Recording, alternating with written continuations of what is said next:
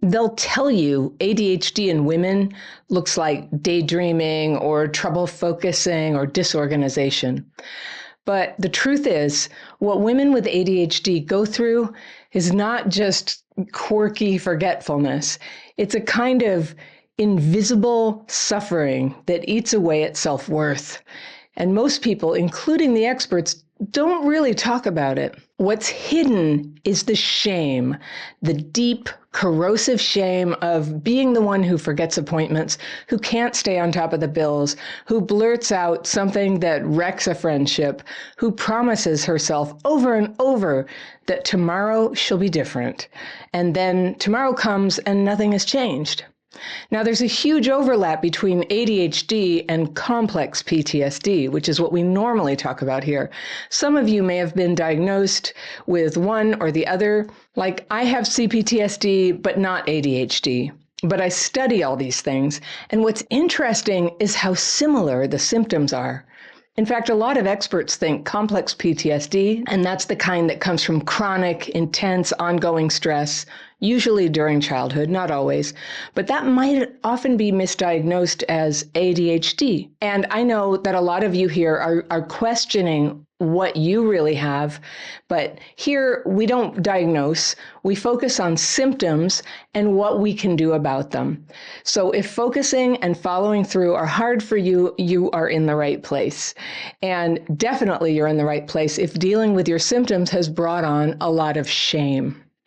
Now, this shame gets compounded when you're a woman, because many women are conditioned early on to be the ones who hold everything together: the house, the kids, the schedules, the social connections, the emotional atmosphere. And strong executive function like this is a natural female trait. It's a strength. But when you have ADHD, the pressure to do all that perfectly collides with the reality that your brain does not cooperate, and the fallout can be brutal. So here's the first truth that no one likes to admit. ADHD doesn't just cause inconvenience. It destroys confidence. Every dropped ball becomes evidence that you're unreliable, that you're lazy, that you're not enough. And after enough years of this, you stop trusting yourself. You find elaborate ways to hide. Now, if you grew up with trauma, which many women with ADHD did, you don't just lose trust in yourself. You learn to expect criticism, to wait for that hammer to fall. You brace yourself for the sigh, the person rolling their eyes at you, or the lecture about how you should just really try harder, And you start believing that you're defective. So that belief is what makes the pain of ADHD so hidden and so devastating. So I work with hundreds of people who are healing the effects of childhood trauma, and I see these patterns over and over again. So ADHD and childhood trauma symptoms overlap. And just like childhood trauma, ADHD involves neurological dysregulation, and that affects how you handle stress. With childhood trauma, the areas of the brain most affected involve emotional regulation, memory, self-perception. The areas of the brain ADHD affects are more related to attention, behavior, and impulse control. And this in turn impacts cognitive and emotional functions, leading to symptoms like inattention, hyperactivity, and impulsivity. But regulating your emotions and having trouble focusing and feeling brain fogged and discombobulated are common to both CPTSD and ADHD. And if you want to learn the signs that you're dysregulated, well, I really encourage you to learn the signs. It helps so much to kind of go, okay, this means I'm dysregulated, so you know when it's happening. So I have a free PDF, and it's called Signs of Dysregulation, and I'll link that in the top line of the description section below this video. You can download that for free right there, have it right away. And the thing about dysregulation is it makes it harder to focus. It makes it harder to follow through, harder to manage time. And the shame and pressure that women feel because of this is very, very real. So the first hidden pain of ADHD in women is the way it sabotages relationships. People don't always connect the dots, but think about it. Forgetting birthdays, missing calls, being late, zoning out when someone's talking, these things get interpreted as selfishness or lack of caring. Now, if you're a woman, the expectation is that you'll be the attentive one, the emotional caretaker. So when ADHD gets in the way, you end up being painted as cold or flaky or unreliable.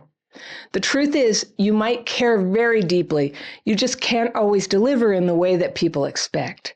And the way forward here isn't to hide or make excuses. It's to own what's true and then put supports in place so that you can show up in the way that you intend to. And that's how you rebuild trust. The second hidden pain is the constant internal war. You might have brilliant ideas, huge bursts of energy, a strong drive to create or connect, and then out of nowhere, it's like the switch flips off. You're stuck, paralyzed. You're unable to even start the thing you swore was your top priority. On the outside, people see procrastination, but on the inside, it feels like betrayal by your own brain. But here's the point. You can learn to work with those shifts instead of being crushed by them. You can break big tasks into small, doable actions. Don't wait for the perfect mood or motivation. Just, start ugly, start small, but start. And that's how you chip away at the paralysis. One of the first things you can do when you really feel like you can't get up off the sofa, you can't get started on your first task, do anything to move your body. Just move your body. Better yet, go outside and move your body, and then take that small action to get started. The third hidden pain is how often women's ADHD gets missed or misdiagnosed because you weren't disruptive as a kid. Maybe you were a good girl, the one who sat quietly, just daydreaming, getting by, or hiding how much effort it took just to keep up. Maybe you became a perfectionist to cover up the chaos. By adulthood, the diagnosis, if it comes at all, often comes after years of anxiety and depression or failed coping strategies. And by then, the damage of self-blame is deeply ingrained. But no matter when you recognize the pattern, you can decide today that you will not keep living under the weight of shame. A little start is a perfectly good start. All right, the fourth hidden pain is the exhaustion of masking. Do you know that word? Women with ADHD become masters of covering up their symptoms, working twice as hard, staying up all night to meet deadlines, keeping elaborate systems to fake competence when they're fumbling the ball. But masking comes at a cost. You burn out, you collapse. And because no one saw the effort you put in, they don't understand why you're suddenly falling apart. The antidote is not to give up and let everything drop. The antidote is to build systems that are sustainable for you. Small, consistent routines that actually work are far more powerful than exhausting yourself to meet other people's standards. And the fifth hidden pain is this, the crushing loneliness. Because if you're always dropping the ball, always zoning out, always needing forgiveness, you start to feel like a burden, and your friendships start to slip away, romantic relationships get strained, and even when you're surrounded by people, you feel alone with the secret knowledge that you're failing at things other people find easy. But loneliness doesn't have to be permanent. You can rebuild connection by being honest, by keeping small promises, and by choosing people who appreciate your effort instead of punishing your weaknesses. Relationships don't need perfection. They need consistency. They need care and honesty. Those are all things that you can do, and it's always worth learning how to be a good friend. Now let's talk about what you can do, because you're not stuck. You can't snap your fingers and make ADHD go away, but you can decide that you're not going to be run by shame. You can change the way you respond to the challenges, and that change makes a bigger difference than most people realize. So first, separate who you are from what happens when your brain gets off track. Forgetting an appointment doesn't define your character. Missing a deadline doesn't erase your intelligence. It just means you need to put systems in place that help you deliver. And that's not weakness, that's maturity. Second, stop waiting for someone else to rescue you. Nobody's going to come into your life and organize your time for you. That's on you. And it may not be fair. It may be harder for you than for other people. But the sooner you take responsibility, the freer you're going to feel. Third, keep your tools simple. Complicated planners, endless apps, and color-coded systems, those are just another way to procrastinate. Pick one tool that helps you remember and follow through, and then actually use it. Consistency beats cleverness every time. So I use this free app called Kanban Flow. I tell people about it. A lot of people use it, I think, in this community. Kanban Flow, Flow. And there's a lot of Kanban apps, but that's the one I use.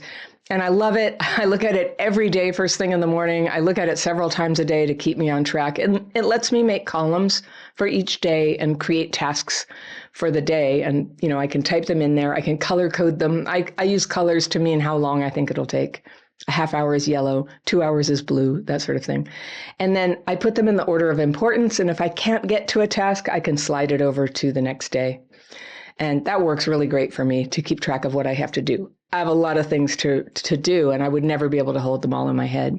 So I check in with my board first thing in the morning, and then again at the end of the night. And then I check my calendar, like I know when I have to be up. I know the first place I have to be, and if I'm going to have to be like in hair and makeup. And it feels really good. It feels really good. I can sleep so much more peacefully when I know what I'm going to have to do tomorrow. All right, fourth, choose your people carefully. If someone only points out your failures and never notices your effort, you don't need them as your accountability partner. Find people who push you to be stronger, not smaller, stronger. And the people you bring into your inner circle, they either feed your agency or they feed your shame. Choose wisely. Choose agency, all right? Choose people who make you feel better about yourself and more capable. Fifth, deal with your dysregulation. ADHD symptoms blow up when your nervous system is on edge. You can't control every trigger, but you can practice daily habits that help you refresh and reset your nervous system. I love those words, refresh and reset. What I use for that are my daily practice techniques. They're very simple, they're free, and they are so, so powerful for clearing up a cluttered mind and a tangle of emotions, and for bringing your focus as often as you need to what matters. So I'll put a link to that course, the daily practice. It's free. Anyone can take it. It's going to be right in the second line of the description section below this video. And by the way, when you take that course or any of my courses, you're invited to free Zoom calls with me and my team. It's me twice a month. And we lead you in trying the daily practice, and we take questions. And it's absolutely the best part of my job. I love being there. And I'd love for you to be there too. If you want to give this a try, come join us. It's the community is free, and the course is free, and the tools are free. So we do have paid things, but that's how you can do the best part of our program without a penny. Okay? None of this is about fixing yourself so you'll finally be acceptable. It's about gentle practice every day so that you see your priorities and you make choices that move your life forward. And the more you do that, the less shame has room to run your life. The hidden pain of ADHD in women isn't the symptoms themselves. It's the way shame convinces you that you're defective. But you're not defective. You're a whole and beautiful human with important gifts to bring to the world. The turning point comes the moment you stop measuring yourself against what's easy for other people and start building what works for you and what fulfills your tremendous potential. If you like this video, I've got one that you're going to love right here, and I'll see you very soon.